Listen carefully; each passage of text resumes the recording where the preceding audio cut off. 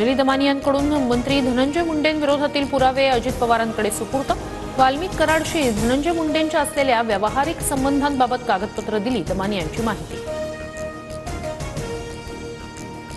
अजित पवारांकडे धनंजय मुंडेंचा तात्काळ राजीनामा घेण्याची मागणी केली। उद्या मुख्यमंत्र्यांशी चर्चा करण्याचं अजित पवारांचं आश्वासन। कारवाई होईल ही अपेक्षा, दमानियांची प्रतिक्रिया। आरोपी विष्णू साठे वाल्मिक कराडच्या सर्वात जवळचा। विष्णू साठेच्या नावावर 46 कोटींचं बिल उचलण्यात आलं। सुरेश धस यांचा मोठा आरोप। परळीत स्पेशल ऑडिट लावण्याची मागणी। बीड पोलीस दल आकाचं आरोपी वाल्मिक कराडच्या मर्जीतल्या 150 ते 200 पोलिसांची यादी गृहमंत्री फडणवीसांना देणार। आमदार सुरेश धस यांची माहिती। मराठवाड्याच्या बाहेर बदली करण्याची मागणी। वाल्मिक कराडच्या दिमतीला 7 हवालदार। बीडच्या मध्यवर्ती कारागृहात रात्री मस्त मैफिल रंगते। जितेंद्र आव्हाड यांचा ट्विट करत खळबळजनक आरोप।